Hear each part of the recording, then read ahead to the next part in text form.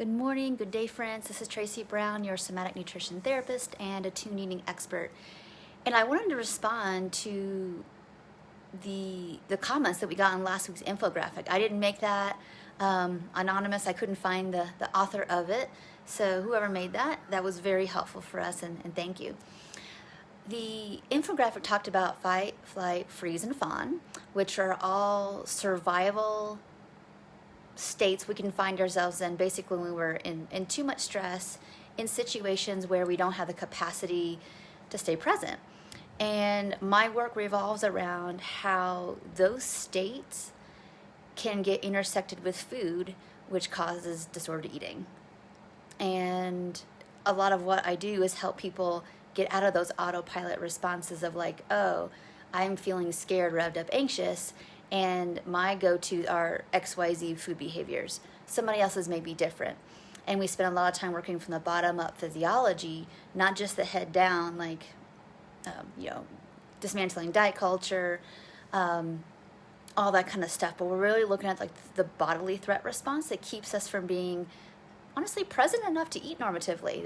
That's just the bottom line. We all know that probably eating regularly, eating a variety of food, it's super unsexy advice, but it works. It keeps these bodies functioning for the most part, and when we can't access that, there's usually something going on, and it may not be now time feelings of threat, but our body may still have the charge of past feelings of threat. All right, so what we're going to work on this week is how to not live in autopilot. And a lot of people in that post ask, like, I do autopilot, here's the behaviors I do.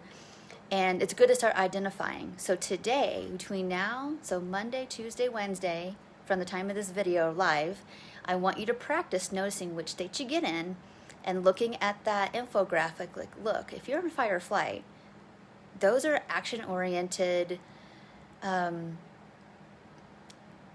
behaviors. We want to run, we want to stand our ground, we want to fight. And so you're probably not going to get a lot of results from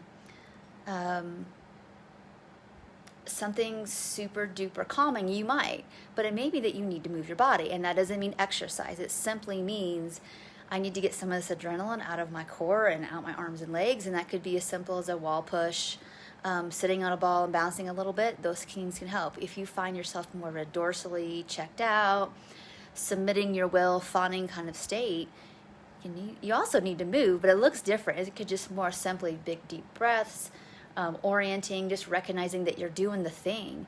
You're submitting your will so you don't get hurt.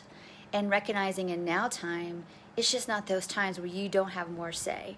Even if people are criticizing your body. We're not 10 and being criticized, we're 30 or 60. And as 30 or 60-year-olds or however old we are, we know that we have a say as to what we receive from people, not what people dish out, but what we take in from that. And I know that's easier said than done, but we'll work more on that. So in Wednesday's video, I want to talk a little bit more about dissociative eating and how to stay more present at the table. So you all have homework to do between now and Wednesday, and just to notice what happened, those states, what your body really needed, and what would be an alternative to running or fighting when it comes to food. All right, thank you so much, and I'll see you in Wednesday's video. Bye for now.